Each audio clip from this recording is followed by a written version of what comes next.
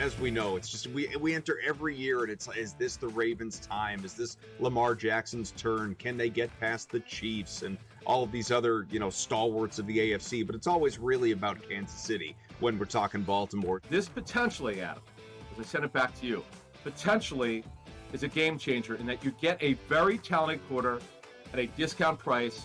Newswire, only on SportsGrid. We are seeing unbelievable temperature surges over the past couple days. So I wanted to ask you this question to let the people know, how do we account for that in our handicapping?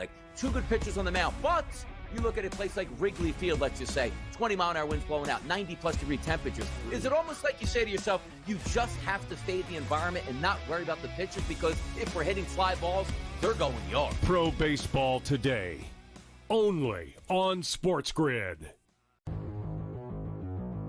It was the first time, I think, in Dodgers history that the ballpark was full in the first inning. Everybody was there to see Shohei Ohtani throw his first pitch as a Dodger, and I had mixed emotions about this for a few reasons. Number one, it was a reminder of, wow, this is so crazy, right? You're watching him hit 98, 99, even 100 on the radar gun going, this guy's not human. Nobody should be able to be this good of a hitter and this good of a pitcher. Fantasy Sports Today, only on SportsGrid. I can't even believe I'm saying pitcher's battle and using the words Patrick Corbin. But can I tell you, Scott, he's a different guy. He's a totally different guy with the Rangers than we've seen. I say this all the time. Don't worry about the first 5 innings. Don't even watch the first 5 innings in Texas Ranger games. Because for whatever reason, there's a ton of runs scored in the first 5, and then it just stops. It just stops. Game time decisions, only on SportsGrid.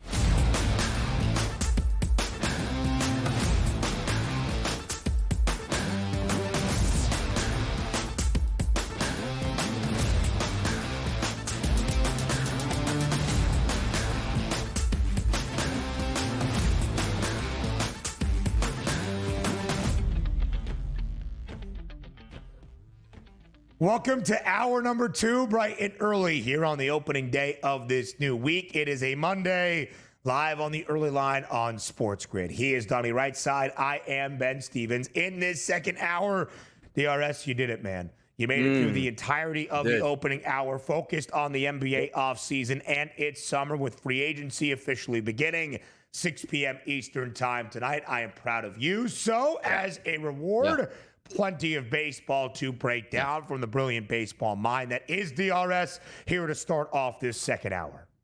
Yeah, if you're in the Marine Corps, what do you go through the crucible late before you get your stripes there and graduate? I feel like we just did the crucible here on TEL in the first hour. I earned my stripes. I made it through NBA free agency without any free agents worth a damn today. And I put on my best face here and moved forward, and we made it. And I feel like I accomplished something, and I'm ready for hour number 2. How about that?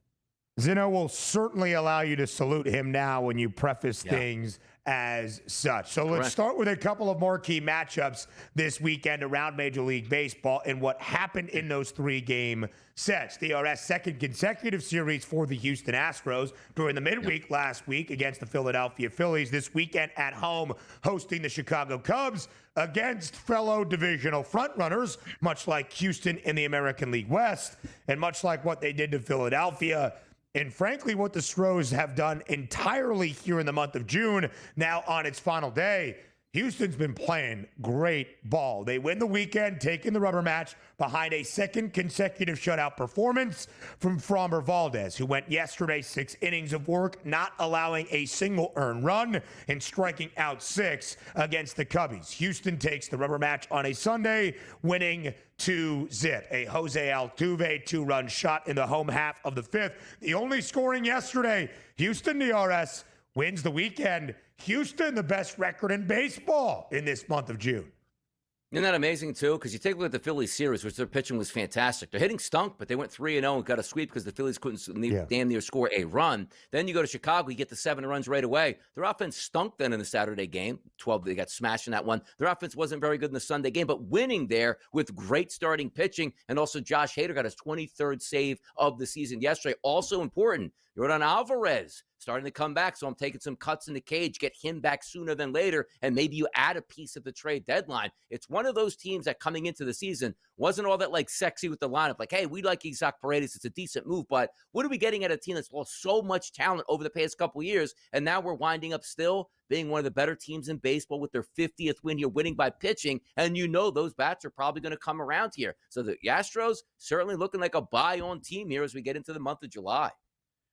No doubt, DRS. That win yesterday in the rubber match against the Cubbies, win number 50 this year for Houston, becoming the third team around Major League Baseball as we near the end of June today to get to the 50-win benchmark. The other two tied for the best record overall in Major League Baseball at 53 and 32, the Dodgers and the Tigers. So when you look at Houston, comparing them to the Chicago Cubs, the Cubbies have been okay in the month of June. We'll talk about them in just a moment, but we highlight Houston right here, right now. 50 and 34 at the end of May, DRS. A couple of games above 500, 31 and 27 for the Stros, but now in the month of June, 19 and 7 straight up. The best record among the bigs in the entirety of this month. 2 games better than the second best team, that being the Tampa Bay Rays, who were 17 and 9. 19 and 7. The record for Houston so far in June, the best in baseball. Yeah, and again, sometimes you use that contrast to the Philadelphia Phillies, where the pitching staff is so good right now. You can get away with scoring 2, 3, 4 runs a game and still have a positive record. And the Houston Astros, and it's always a big if on any staff here, just staying healthy the rest of the way. Because as you take a look and say, well, how would the playoffs line up for Houston? How about Framber Valdez as a 1 and Hunter Brown as a number 2, man? Yeah. Those guys are pitching extremely well. Like coming into that Phillies series, Hunter Brown had the best ERA in Major League Baseball. And we know Valdez is tested out here. He dropped his ERA to 2.72. He's been nothing short of fantastic. Yeah. As I said, this is feels like a really good buy-in situation on the Astros, because once you get Alvarez back as that big bat in the middle of the lineup, everybody around you just gets better. And if the pitching staff can hold on, as much as many people hate the Astros, including myself, that's a really good baseball team right now that's going to make some waves here throughout the late summer months and into September. Only an 8-game slate on this Monday. The Astros not involved, so they will end June 19 and 7, and they will end June, at least at this moment, with a 6.5-game advantage for the top spot in the American League West. They are minus 600 to win this division, 6.5 games up on the Seattle Mariners. The Cubbies still in front, DRS, and a pretty hefty favorite in the National League Central, minus 230 the price on Chicago to win that division, but only a 2-game lead over Milwaukee, who was great in June, 16 and 9, and a 2.5-game advantage over St. Louis. The Cardinals, of course, one of the surprises in a positive way so far in MLB. They swept, that being St. Louis, the Guardians this weekend, now 47 and 38, already approaching that win total of 75.5 that was set in the preseason. Chicago, again, not bad in June, 13 and 13, but the Cubbies at the end of May, 5.5-game advantage over Milwaukee and a 3-game lead over St. Louis. That large lead, DRS, up top the NL Central has dwindled here in the recent month.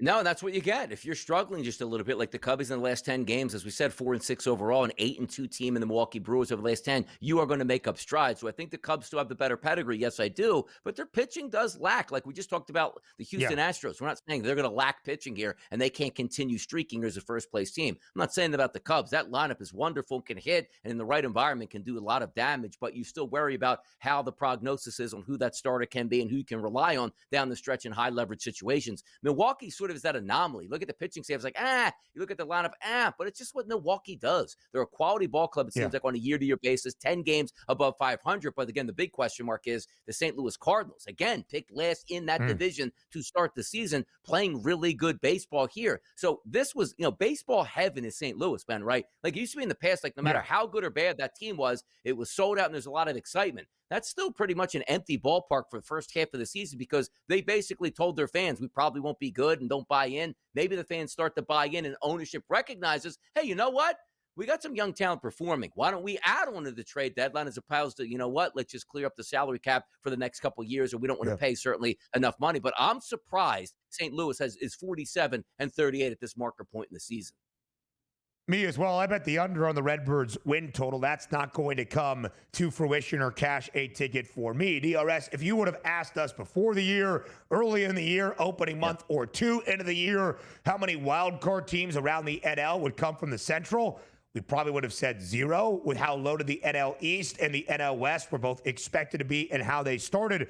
Right now, the Brewers and the Cardinals would be playoff teams if the season ended today. Of course, we've got a long way to go, but past the midway point, every team in the bigs, all 30, have played at least 83 games. We would have expected, DRS, probably 3 teams out of the National League East, whoever wins the division, between the Phillies, Mets, and Braves, and the other 2 being wild card contenders this weekend in Atlanta. It was the Phils taking the weekend set, 2 of 3 against the Braves. We talked about Framber Valdez, back-to-back shutout starts. He got the better of Rangers Suarez last week in Houston, but Suarez continues to shove. Yesterday, 7 innings of work, only a single earned run in the rubber match for Philadelphia, striking out 8. Suarez this year, 7-2 now with a 2 flat ERA as the Phillies take the weekend against Spencer Strider and the Braves yesterday. Again, Randy, you should, if you're looking at the lines, oh my gosh, I'm getting like a plus 140, plus 150 price on Ranger Suarez yesterday. You should have just taken that. But for me, I love the Braves yesterday because of what I know of pedigree pitchers, which Schwellenbach absolutely iced the Phillies the day before. Strider's coming on the mound. It's like, what is the max the Phillies can do? 1 to 2 runs? Yeah, they probably lose that game. They won the game. They scored 2 runs. They were still brutal at the plate because that pitching staff is absolutely diabolical with their starting 5, and it doesn't even include Aaron Nola, who's still a couple weeks away at this point. The Phillies need to add a bat, and maybe that bat, it's just coming back with Bryce Harper into that lineup. But the Braves, they just seem dead on arrival, Ben. They do. We'll talk a little bit more around baseball for the weekend that was next.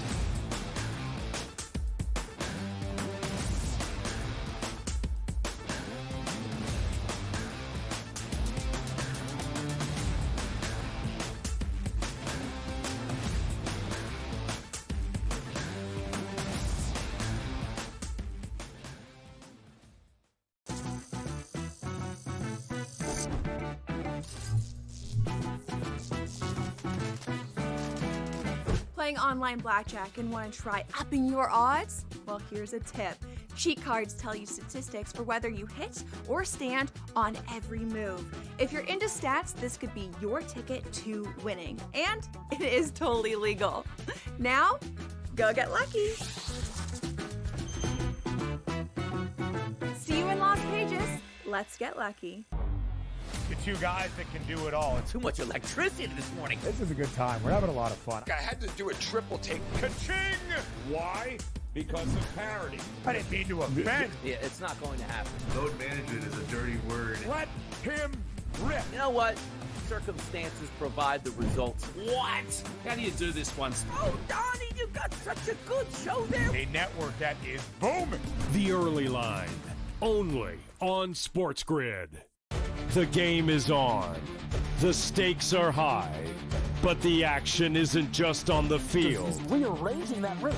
Get it inside! SportsGrid's in-game live. Your ultimate second screen experience. A little flyer, couple of 15.5-point live line. Every prop, every play, every day. Anything can happen. It's complete chaos. It's smarter to be on SportsGrid.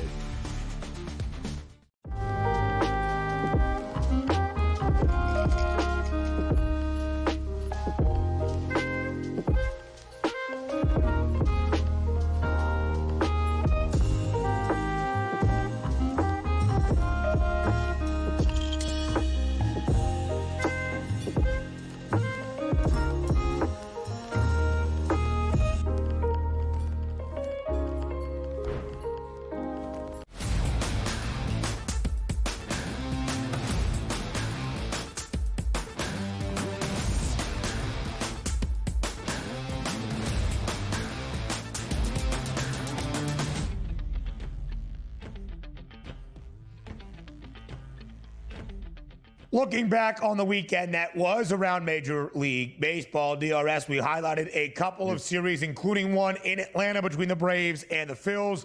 Ranger Suarez dealing, Spencer Strider not bad on the other side, but the Phillies getting just enough to edge out Atlanta on the road and take the weekend against the Braves. So when we look at the Phils right now, again, Philadelphia playing pretty good baseball, but one of the reasons they have a 1.5-game lead atop the National League East is because the Mets have stunk here in the later portion of June. We'll talk about that in just a bit. 49-35, Philadelphia alongside Chicago, tied for the best, second best record in the National League.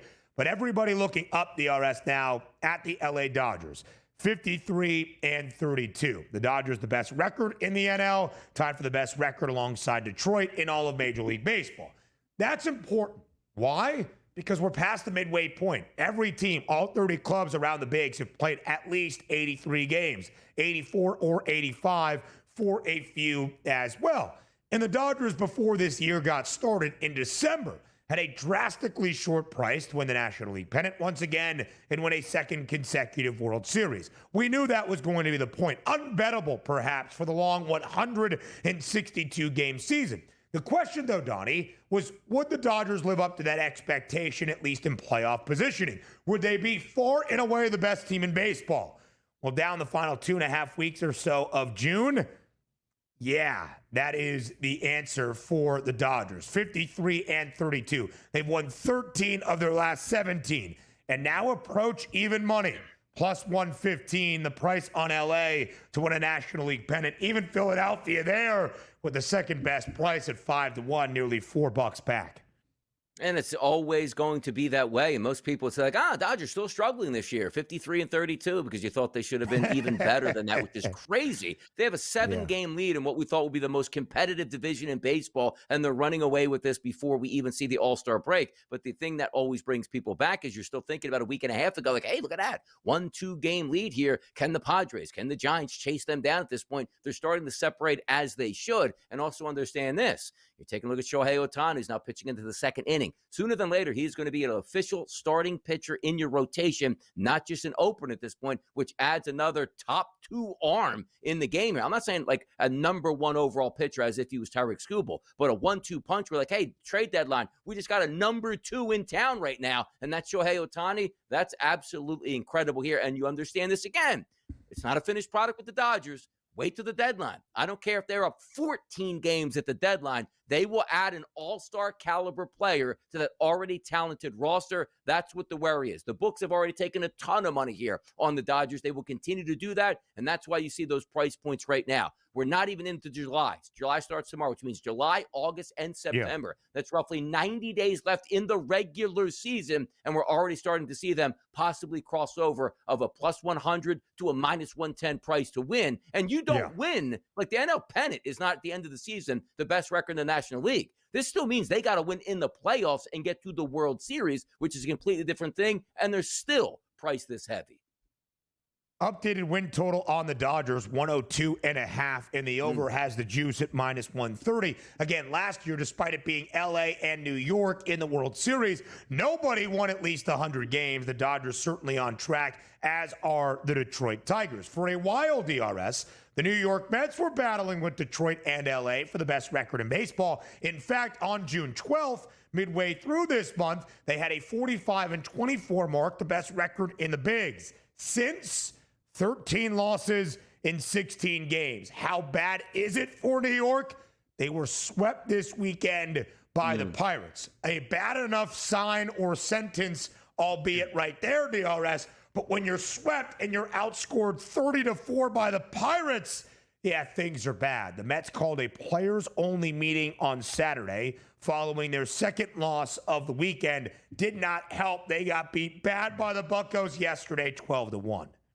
Yeah, the problem is that, like, again, you can equate it to different teams. And I just look at, like, the interest, like, let's just say the Houston Astros not hitting all that well, but pitching well. Same thing with the Philadelphia Phillies. We're like, man, this is maddening, Ben. 2-1 losses, 3-2 losses, 4-3 losses, 1-0 losses. Man, we got to get out of this funk. That's not really a funk for the Mets. Like, you see that series, like, they weren't competitive. And say, well, hey, they went up to the Dodgers. They were injured. What did you want them to do? Like, no, you went to Pittsburgh, who's a decent baseball team, but on a day-to-day basis, you're supposed to have the better pitching staff, the better bullpen, and also the better one-through line, and you should win. Now, granted, it is Major League Baseball. It's on the road. So, hard-fought series there, lost a couple close ones, but at least we salvaged the game. They got hammered. And I always love this, too. Like, it's going to stop today, we got killed on Saturday. Team meeting. Let's shape up tomorrow. Nobody listened in that team meeting whatsoever at this point, and they got hammered once again. And it doesn't seem like it's an easy fix because I always talk about, like, yes, you can add at the deadline, but so many more teams are in it here to make the playoffs. You just don't get the cherry pick. Like, let's just say Detroit was having a bad season. Scooble's up for grabs, and the Mets can go get him. That's not there this year. There's no miracle tonic coming for any one of these teams. Whatever you have in that locker room, and it's a high-priced locker room for the Mets, they better figure this out because adding one pitcher or one batter is not going to shake this team funk at all. No, it's certainly not, DRS. Steve Cohen, the owner, of course, tweeting out about it this morning, saying that nobody expected this. Something has to change. We'll see when it does. You mentioned Tarek Skubal. I don't think that means deals and such. He was just trying to rally the crowd. Tarek Skubal yesterday, DRS, on Sunday Night Baseball, goes 7 scoreless against the Minnesota Twins. The reigning AL Cy Young winner and a minus 195 favorite to make it 2 straight. 13 Ks in only 1 base knock. Detroit wins game number 53 of the year, best record in baseball. Skubal, in all 5 starts he made in June, won all 5. DRS, he lost his first 2 outings of the year in the defense of that Cy Young award. Since he has won 10 straight, the Tigers have won 12 of the 14 starts that he has made in total. He has been absolutely lights out for a good majority of this season. Throw in the towel in the AL Central right now. It's 11.5 game lead. Look at the run differential. Detroit is a plus 99. The team in second place, which is the Guardians, minus 47. Everybody is negative there. Everybody seems like they lose every day except for the Tigers. Isn't that crazy? Like the Tigers are running away with it where they're automatically going to be in the playoffs with a home series. Skubal, get in there, man. Let's see what they got. And that wasn't the case in the opening month, but everybody else now 2 games below 500 or worse. More next.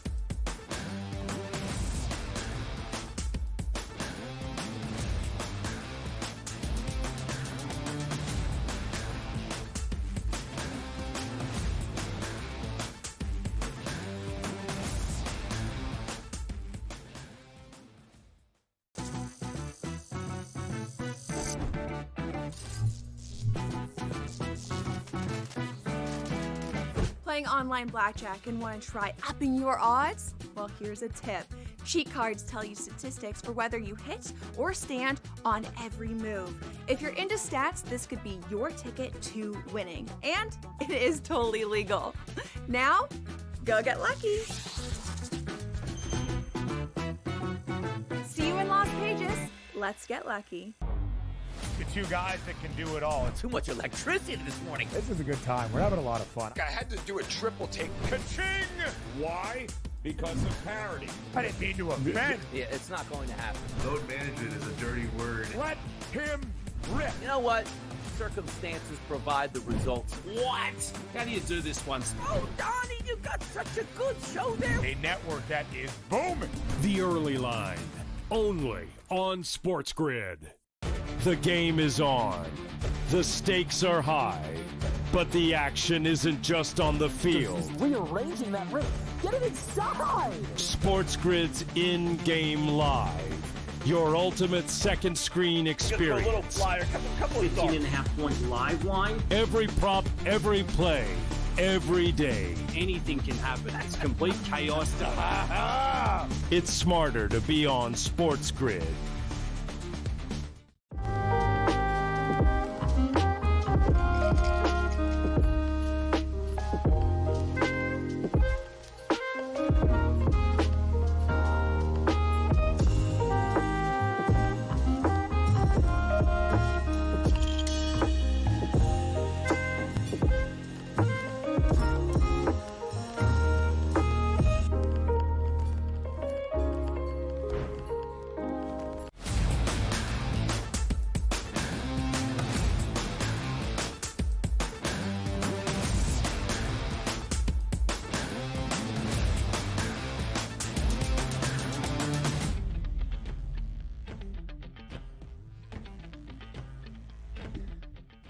Let's get you caught up on everything you need to know from this weekend in Major League Baseball. DRS, the hottest team in the bigs right now. Not the Dodgers, not the Tigers, not anybody else. It's the Miami Marlins winners Yeah. of 7 consecutive games. Yeah, the Fish playing really good baseball to end out this month of June, even going to downtown Phoenix over the weekend and sweeping the D-backs on the road. Arizona falls 1 game sub 500, 41-42. Miami still pretty well below 500, 37-45. But how about those Miami Marlins? 82 games for the Fish and make it 7 consecutive wins. It's pretty impressive, too, because they're absolutely hammering at the plate right now. They said, 7 straight wins. Teams aren't playing well. They're going to move up in the standings. They were so brutally bad that the 7-game win streak is like, well, they're still 37-45 with a run differential of -74, even though it feels like they're scoring 6+ runs each and every night. Sometimes you just got to ride the hot hand. And right now, that hot hand is with the Fish, man. A lot of guys stepping up in that lineup that aren't household names and are crushing the baseball right now. And all the way, that's demoralizing for the Diamondbacks as well. Another team in the National League East, DRS, in the Washington Nationals, not having a great year, but the hot hand for them, that would be James Wood, who was walked intentionally 4 times in a game yesterday, I believe, against the LA Angels. 4 intentional walks against James Wood. Washington does win the series finale 7-4 in 11 innings. James Wood himself tied for the 5th best odds to win National League MVP at 50-1 alongside Ronald Acuna Jr. But DRS, some big news around Major League Baseball in terms of those changing markets in MLB for the MVPs. Both Aaron Judge and now especially in the National League, Shohei Ohtani have taken an incredibly firm grasp on these award markets. Ohtani now -2,100. Not all that long ago, back about a month and a half ago, Ohtani was a minus money favorite, but -150, -175. We told you then, get in while the getting is good before he goes back to the bump. Ohtani back on the mound for the Dodgers, dealt over the weekend, touching triple digits multiple times. Shohei Ohtani now -2,100 to win his 2nd consecutive National League MVP award. Yeah, and he should be priced that much, and that number, again, is only going to go higher. We've seen unbelievable jumps over the past week here on that. It will continue to jump higher as he pitches. And the question Tom Vecchio and myself were posing on Pro Baseball Today, which I don't believe, it's like he's going to come back and pitch. And like, oh, well, if he comes back and pitches 6 innings, he'll have 4 earned runs. That's going to knock down his MVP odds. Like, no, he is a pitcher in Major League Baseball, being one of the best, if not the best, hitters in baseball. It doesn't matter what his ERA is, what his strikeout numbers are. If he's a starting pitcher and the best hitter in baseball, he is a walk-away victory. The only way Shohei Ohtani does not win MVP if he gets injured in the next week and doesn't play the rest of the Major League Baseball season. Like Juan Soto, great season. Not winning it. And we talked about Pete Crow Armstrong, great player. Pete Crow Armstrong is not beating Shohei Ohtani in the MVP race. That -2,100, we will talk about this throughout the summer. Could have got it at -2,100 now. Could have got it at -2,800. Could have got it at -4,000. Could have got it at -10,000. They're all going to be valued depending on which way the wager. Now, nobody's going to take those wagers because you're not going to tie up $2,100 to win $100. But right now, -2,100 feels like a steal again. It does. 2 innings of work, DRS, at Kauffman Stadium against the Royals on Saturday. Actually, the Dodgers' lone loss of the weekend. Again, first 2 starts, just an inning. Saturday, just 2 innings. But again, after shoulder surgery, where he did not pitch at all in 2024, 101.7. The fastest pitch for Ohtani on Saturday, the fastest pitch clocked in his career so far. In the other awards market, Aaron Judge, -1450. Why? Judge hit multiple home runs yesterday for the Yanks as they absolutely hammered Luis Severino and the A's. That's a kind of funny story. 12-5 yesterday at Yankee Stadium. 2 homers for Aaron Judge, now 30 this year, tightening the gap against Big Dumper in the home run race. That's Cal Raleigh. And DRS yesterday, snapping a 16-game streak for the Yankees of playing to the under with the 12-5 victory over the Athletics yesterday. About time. They got hammered on Saturday as well. But you take a look, Ben. Remember we were messing around like, hey, why don't you just parlay these 2 MVPs? Judge and Ohtani is like -300. Try to do that today. It's 35 here on the FanDuel Sportsbook to do that. So, again, Cal Raleigh, love him. You're going to hit 70 home runs, break Bonds' record, whatever, you'll be in the race. If you don't, you're not in the race. Bobby Witt, you're not in the race. Jose Ramirez, Jeremy, we're just adding names in there to add names, but theoretically, it should just be like, what price do you want to bet Judge? And just give me a field price at this point, which is going to be ridiculous anyway. Big dump, no home runs in 6 straight. NFL time next.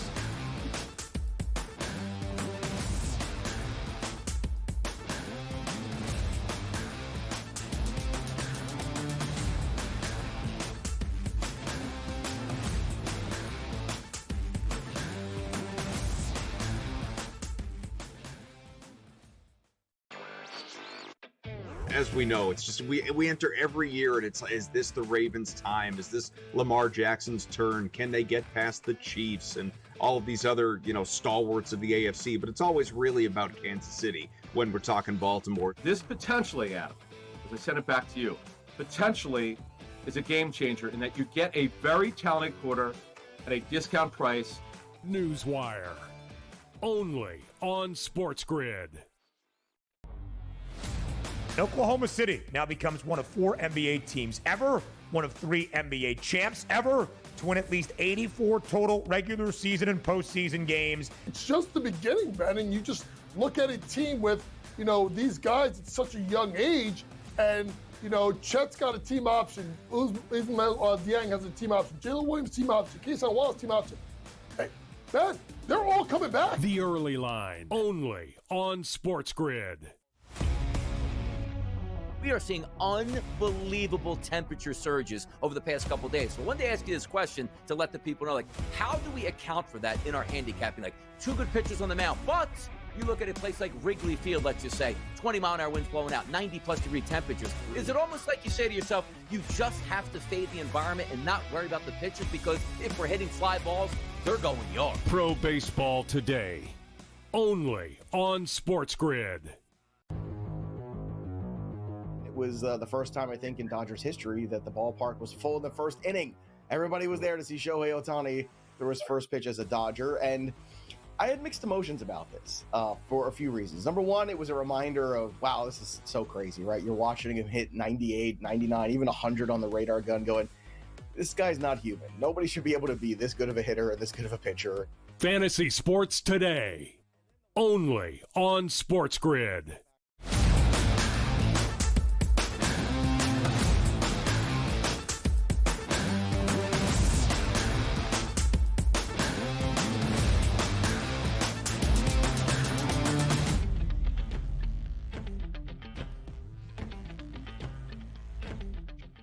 As DRS has been so apt and correctly so to remind you during these doldrum days at the end of June, where it doesn't seem like we have many sports still out there. NBA Finals came to a close, College World Series ending last weekend, the Stanley Cup playoffs now done. Basically right now live, we've got Major League Baseball in the middle portion of its campaign, and the WNBA. We're waiting on football. Frankly, we're always waiting on football once a season comes to a close.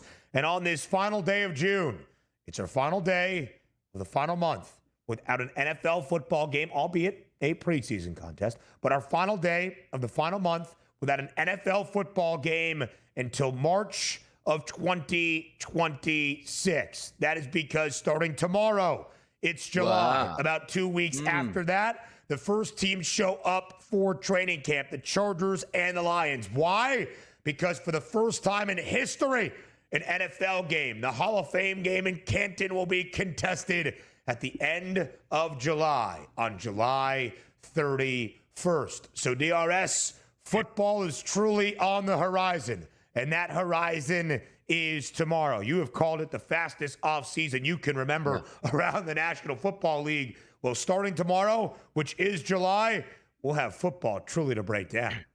Yep, and here's what I like to say, too, because I get excited and then I don't get excited, because here's what happens now. July turns yeah, football month. And they don't even get to training camp for another 2 weeks. All right, 2 weeks come. All right, I'm watching people run around in T-shirts, helmets, and we're not doing that many hitting here. And then yes, preseason game number 1 is here. damn, this stinks and is boring as hell. When does the season start? Like, see what I mean? Like, we are technically in football season, but understand this. Like, football season for me theoretically starts July 1st, but we don't get down to business till the first week of September. So there are going to be interesting storylines, but nothing really gets done in preseason. Like, hey, preseason football game, what are you looking for tonight? I don't know. The starter's getting one snap where the questions come up. Why isn't Aaron Rodgers playing a single snap for Pittsburgh here in the preseason? Is Jalen Hurts going to play one snap for the Eagles? How about, Josh Allen or, take a look at Lamar Jackson? Like, I get really excited. We all do just by the words of football this month, but understanding there's really not much football to be played until we get to September. And then we wind up saying, okay, Eagles-Cowboys night number 1. Why do they look out of gas? Why is the game not bad? Well, they haven't played football for an entire year because it did nothing in the preseason here. So as much as I love football season to begin, I'm with you guys. It's damn boring for a long time, but at least you can say the words, oh, football. And I do like that. Of course, there is no doubt about it. These are not regular season NFL games. They are preseason games. They are training camp.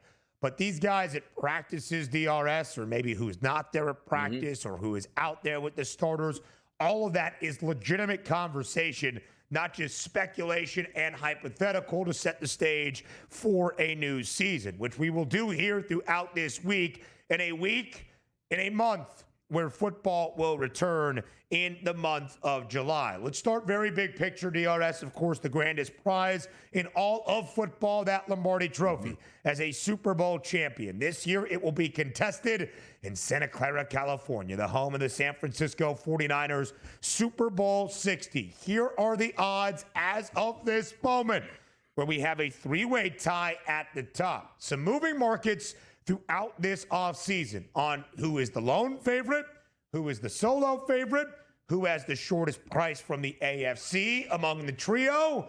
Now, DRS, we've got 3 teams all at a 7-1 number. Eagles, Bills, Ravens. Of course, Philadelphia, the reigning Super Bowl champions, all at 7-1. All 3 of those teams $1 in front of the Chiefs at plus 800. And the Lions round out our top 5, a 10-1 number. DRS, let's start with those 3 co-favorites. Ravens, Bills, Eagles. Does that grouping of 3 teams all at the same number feel fitting to you? It does feel fitting, but also maybe a slightly into the Buffalo Bills. You say, wait a second, Donnie. The Philadelphia Eagles just won the Super Bowl last year. The Ravens are always in it. What would separate the Bills from you out of those 3 teams that are each listed at 7-1? Well, it's the actual schedule that they have. I think it's one of the easiest schedules you're going to get. And also, you're just betting right now. And as much as this doesn't make sense, well, Donnie, you're betting to win the Super Bowl, but you're telling me you're not. I'm betting on who's going to have the highest statistical advantage entering into the playoffs, which is what, Ben? Of course, your team being healthy, but number 2 being the number 1 overall seed, where you control home field advantage, and the number 1 overall seed, again, is the only team with a bye entering into the playoffs. It is a major advantage. So if I look at the Bills, the Ravens, and the Philadelphia Eagles, the team I think is going to have the best advantage to get to that bye week here and be the number 1 seed, it's the Buffalo Bills. So I give them the edge. I love the Ravens in the regular season. I hate the Ravens once they get to the playoffs. The Philadelphia Eagles just won a championship, bring back a lot of pieces here. They did lose some key components here, but that offense is completely intact. They should absolutely hum on offense, and we'll see if that happens. But there are question marks with the Eagles. Kellen Moore is no longer their offensive coordinator, did a fabulous job last year. He's down in New Orleans. And then you take a look again at the Baltimore Ravens. So for me, if I had to rank it in order, just the way it appears here on the FanDuel Sportsbook, not on the list there,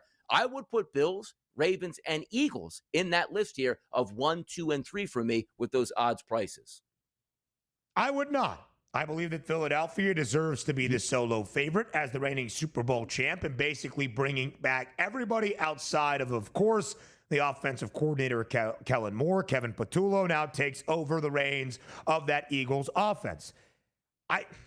I've said this point a few times. I'm going to say it without getting worked up here. At least I am going to try. I will not understand until it happens. Baltimore or Buffalo being priced in front of Kansas City. If you want to pick Baltimore or you want to pick Buffalo to win the AFC, all power to you. But with a shorter number than that of the Chiefs, nope, not me, not ever.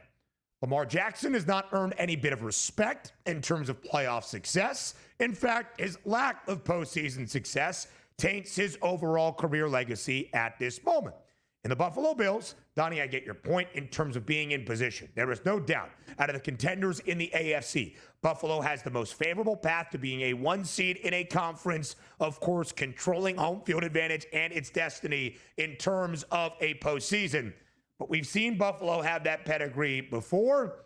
Has not worked out for the Bills. The Bills have won 5 consecutive AFC East crowns. Buffalo is an incredibly heavy favorite to win a 6th consecutive divisional crown, as every other team in the AFC East has gotten worse year over year in the last few. The Dolphins fine, but probably not even going to be 500. The Patriots may be on the way up, but still probably battling for 7 or 8 wins. And the Jets, without Aaron Rodgers, certainly do not have that preseason expectation of the past 2 years.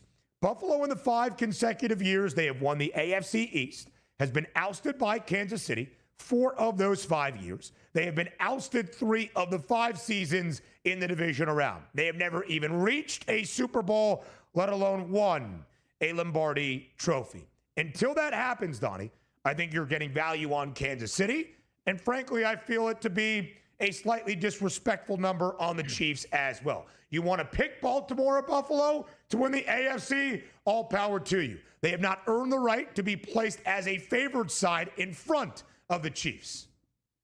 But it is only $1 difference. And understand this, like I've been on this show multiple times in the past couple of years. Is Patrick Mahomes there? Check. Is Andy Reid there? Check. Yeah, I'm just going with the Kansas City Chiefs, and rightfully so. Like, it's not as if they're priced at 12-1, 13-1, or 14-1 back. But I just think like these pricings are coming out where the way the season ended for the Chiefs, this should be a little bit better. Rashee Rice is coming back into the fold. You still have Patrick Mahomes. We understand that. We'll see what we get out of Kelsey next year, if he can make it through an entire season, sort of that aging veteran now. But for me, I just look at it again, like Kansas City used to be, Ben, the same way we're talking about the Buffalo Bills. And I'm not saying pedigree where they can win championships, but Kansas City just snapped your finger. They won their division because the division absolutely stunk. That's not the case. Like Denver's making big moves here. Say what you even want about the Raiders, who I don't think are very good. At least they have a veteran quarterback here and a change of philosophy with Pete Carroll. They'll compete for a little bit more. And also, the Chargers are a very good team. If those teams stay healthy to counter the Chiefs, it's no longer been like, hey, they get 5 free victories in that division every single year. And also, the Chiefs' schedule, they're playing the NFC East. That's a tough schedule they have. So I agree with the pricing. We're not giving up on Kansas City because they'll be there in the end. But at the beginning of the season, I just like other teams a little bit better. They're based on schedule. We'll talk MVP odds up next.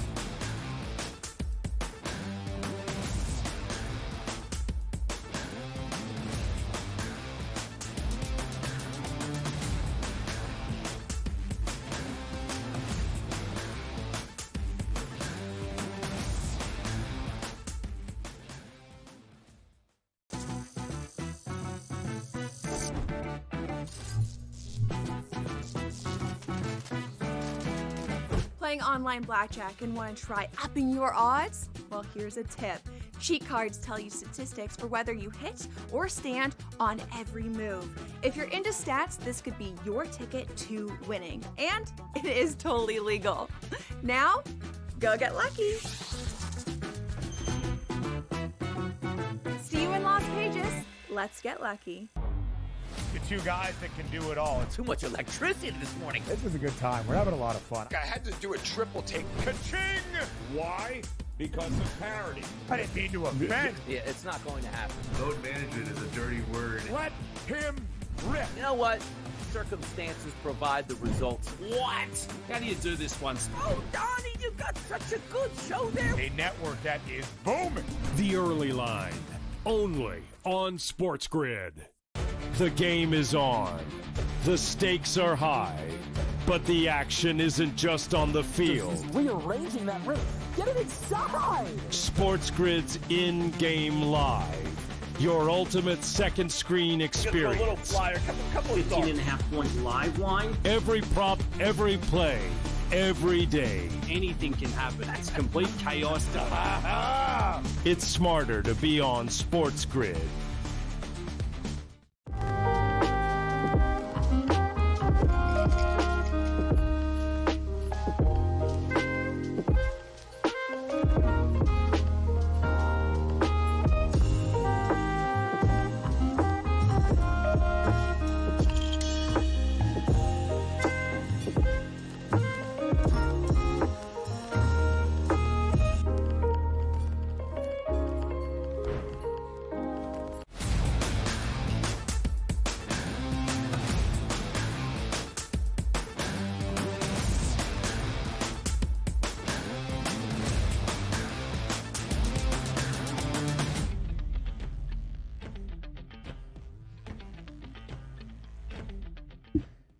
From Super Bowl 60 odds to NFL MVP odds here on the final day of the final month without an NFL game until March of 2026. DRS, the individual component, of course, that will highlight team success. The MVP race, as we see it right here, right now, for the 2025 NFL campaign. Lamar Jackson won the award 2 years ago. Many thought he had a better statistical year even than his MVP award-winning season of 2023, the second of his career last year, and yet Josh Allen edged him out for the first MVP trophy of his career.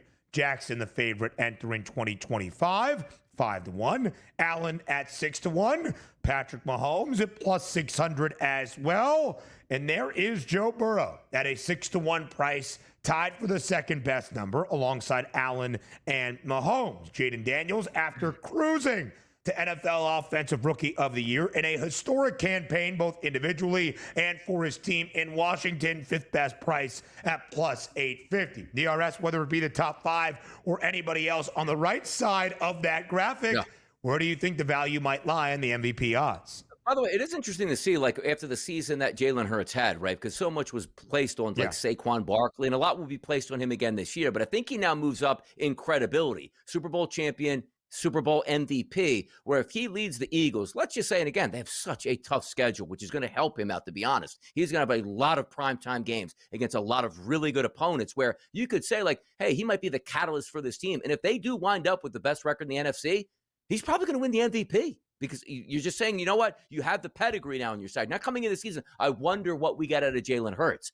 Had a great season last year, elevated himself in the playoffs, Super Bowl champion, Super Bowl MVP. You're sort of getting that bump. It's like when I always talk about, like, let's just say the MVP in the NBA, Ben, right? You say you got to have a year or two under your belt as an MVP catalyst here before you can win it, and you get that respect, and he might get that. So let's get back to the favorites here, right? Lamar Jackson is always going to be up there. Do I think Lamar Jackson wins it? Not necessarily. That's a really good team, and sometimes, again, MVP fatigue starts to settle in. Well, hey, this guy won one before. Let's give it to somebody else. Josh Allen, of course, always up there. Patrick Mahomes up there. I don't want him at 6-1 because it doesn't feel like the Patrick Mahomes years of I need to throw for 50-plus touchdowns are still there. He's going to put up good statistics. They're going to have a very good record. He's going to be there. But no longer do I fear Patrick Mahomes like, well, he's going to run away and throw 10 more touchdown passes than anybody else in the NFL. The interesting one, to be honest to me, is Joe Burrow. Because if we're factoring in that offense should hum, and it should, does he get bonus points because he has to score 30-plus points a game? Now, we're being facetious. It's not,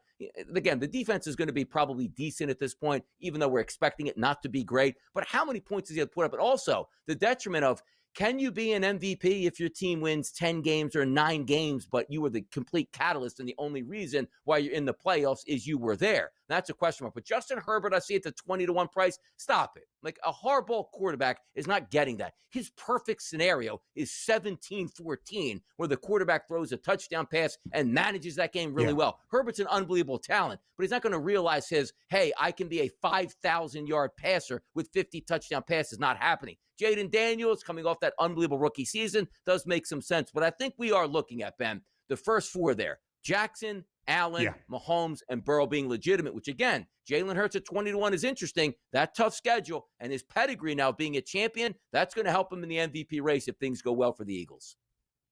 I don't think there's any doubt about that, DRS. I think at the moment, if you were to give me Jackson, Allen, Mahomes, Burrow versus the field, I don't know exactly what that price would be. If you asked me right here, right now, I would look to one of those four. But I do think the value in terms of a longer shot is on Jalen Hurts at 20-1. The numbers will be there. Are they going to be outlandish at times because of Saquon Barkley? Maybe not. But is Barkley going to go for over 2K once again? Also, probably not. So if Saquon's only going for 1,500, which is still a ridiculous year, the touchdowns are going to be there for Jalen Hurts.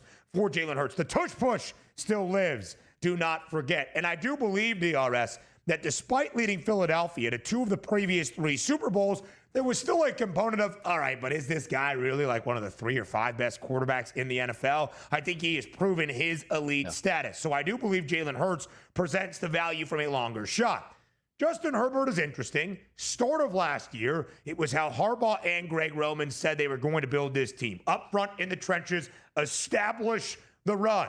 And then later in the year, they're like, oh, Let's open it up a little bit for Justin Herbert. In the first 3 years of his NFL career, that's all he did in LA was throw the football a ton, put up stats, but not many results backing it up. I think they find a harmony this year. But if you're asking me to pick, and I guess price is not all that bad here. If you're asking me to pick an NFL MVP winner right here, right now, to me, it's the guy in Cincinnati. It's Joe Burrow. You look at the numbers a season ago. Led the National Football League with 4,918 passing yards. Led the National Football League with 43 passing touchdowns. Had a completion percentage north of 70%. And you might be thinking to yourself, Ben, if he had those statistics and accolades a season ago, why didn't he win MVP? His team stunk. Not even stunk. They finished above 500, but they started 0-3. If Cincinnati made the playoffs last year, Donnie, I think there's a real argument that Joe Burrow was deserving of the MVP hardware. So if Cincinnati is a 10-win football team and a playoff team this year, and believe me, I still have my questions, I think Joe Burrow wins that MVP award. Yeah, and that also means that Jamar Chase probably had an incredibly good season along with T. Higgins there, and those are going to be the catalyst to see if they can make it. But that's the caveat, right? Because typically we always look at one of the best teams in the league, the best player, that's the MVP as the way it goes down. But it's interesting to find out where if your numbers are so far crazy than anybody else, and you are the reason why you just got to the playoffs, yeah, there's going to be some added incentive that's going to be thrown the direction because the expectations of Joe Burrow having a poor season this year are very low because he can't afford to have a poor season at this point. That defense just might keep them in every game the wrong way, if that makes sense. Hey, we're up 14-0 first quarter. Let's sit back. No, that game could be 14-14 the way we're playing it out. A brand new defense, it feels. Al Golden's a brand new coordinator. The one constant in Cincinnati is that offense, if it's healthy, can get up and down that field, and they're going to need to see it. That's why it's interesting. Like, he's right up there at 6-1, but you don't get the, hey, you know what? But also, how about if the Bengals end up having a great season and win 12 games? He runs away with this thing at that point. Absolutely so. Cincinnati right now, DRS, 21-1 to win a Super Bowl because of that turmoil this offseason on the defensive side. That's going to be a big key. Wimbledon starting as we speak. A primer next.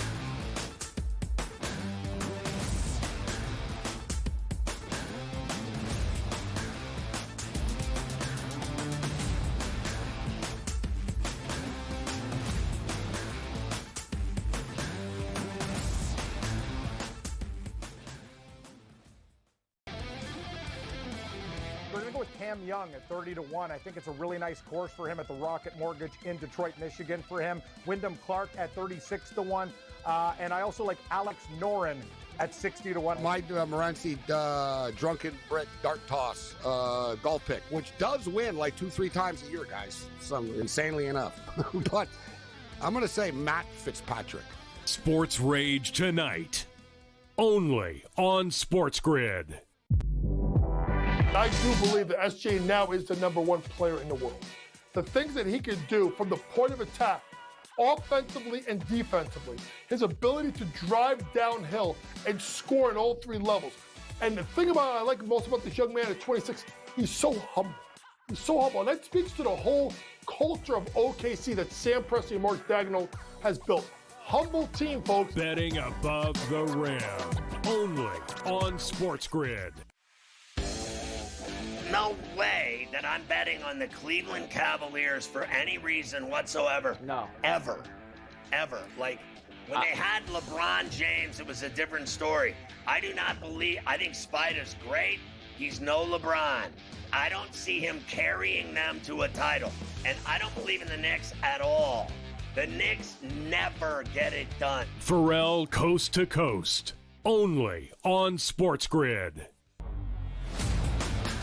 Kevin Durant, at the age of 36 years old, after 17 seasons that he has played in the NBA, DRS, is now on his way to H-Town. I don't think it's a great move. I wanted him to go to a ready-made championship team full of a veteran roster and see if he can ring chase that way. Not to go to an organization on the come-up that if you just stay the course, and also, what better blueprint do we have than just staying the course than OKC, right? The Early Line, only on SportsGrid.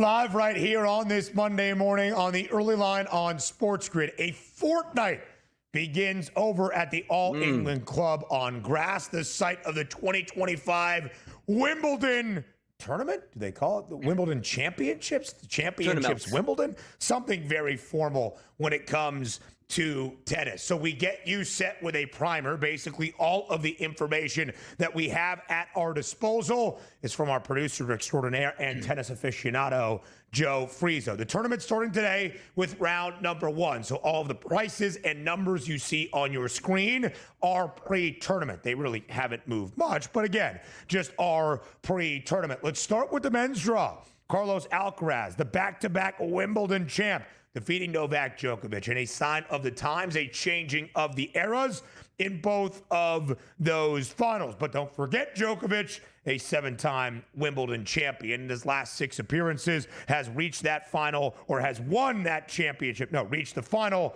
No, 4 times in the last 6 as I'm looking at these numbers and stats right now. Not a big deal. Carlos Alcaraz, though, DRS, booked as the favorite at plus 110. Again, the back-to-back Wimbledon champ who got the better of Jannik Sinner. World 1 versus world number 2, of course, in that epic 5-set match at the end of Roland Garros at the French Open. Sinner, second best price, plus 195. Like, I'm just looking at, like, the favorites for the men. Like, Alcaraz, you got Sinner, you got Djokovic. Like, if you did, again, like, I don't follow tennis where I'm like, oh, I know years ago. Like, are those the only 3 guys that ever win anything in the majors? Like, if we go back, like, 3 years, like, nobody else has, like, do we ever get, like, an upset anymore? Like, oh, my goodness, a 50-1 is making a run to a championship, or it's just basically the favorites up top. So here's what I'm asking for. And Joe Freeze in the background, corrected us, said, no, it is those 3 guys. Are we better off as a sport, Ben, if Wimbledon was just the top 4 players in the world and nobody else? Like, why the fodder then? Like, why the fodder and go through everything that does not matter whatsoever at this point? Why don't we just bring the top 4 rated tennis players to these majors and have them play on a weekend as a Final 4? 1 match Saturday, 1 match Sunday. And I can guarantee you the ratings would be off the charts for that, because why do we have to hang around to hear people we never heard of just to get the guys that we've actually heard of? You hear me out on that? Like, I'm for the people here. Just give us what we want. The really good players going head-to-head. Why the fodder? What is the spirit of earnest competition, DRS, to make your way through all of these rounds at Wimbledon to prove that you are a worthy champion, my friend? What you are asking, though, is the antithesis of sport and what we love. Even if it ends with the short favorites, you need that open competition to prove that worth, at least in my estimation. By the way, Novak Djokovic is in Jannik Sinner's portion of the draw. Same with Jack Draper, who I believe is a Brit. Can you confirm? British lefty Joe Frizo? Yes, he is. 19-1. Sasha Zverev there as well. And Donnie, this is why we play big upsets already. Daniil Medvedev, who reached the semis last year, was already ousted this morning today in round number 1. By the way, Jannik Sinner in his last 3 appearances at Wimbledon, never a final, only 1 semifinal, quarters 2 of the last 3 years, including 2024. The last slam winner on the men's side, not in the big 3. Those top 3, Carlos Alcaraz, Jannik Sinner, and still Novak Djokovic, was Rafael Nadal back at the 2022 French Open. Great info, of course, as always, provided by Joe Frizo. Let's look at the women's side of things. Aryna Sabalenka, who lost in Paris and was not all that happy about it, against Coco, otherwise known as Corey Goff, plus 800 there. Elena Rybakina has that second best price. Iga Swiatek, dominant on clay. How about on grass? Plus 950 in Madison Keys, the other American, 14-1 to end out the top 5. Last year's shock champion, Barbara, how do we do it again? Krejcikova was 80-1. So how about, no, not Kornikova. Krejcikova, 80-1 last year. How about some upsets there, DRS, in the women's draw? Yeah, I think there are legitimate arguments. Is the women's game more compelling than the men's game? I'm like being honest right now because I guess no more Serena Williams, who was dominant here. It feels like that you're getting a more, or should I say, a better look at a chance for an upset on the women's side. So there it is. And also, we don't have to play 3 sets. Hey, Matt, look, equality we always talk about, Ben, right? Same sets for each. 3 sets for the men, 3 sets for the women. Let's get these over earlier, right? Because we don't need the earlier rounds. Oh. Is it 3 By or the 5? way, Rabakina, the only person in the top 5 there to even reach a final, let alone be crowned a champion. Didn't even hear what you said. Hour 3 next. Yeah, we need less.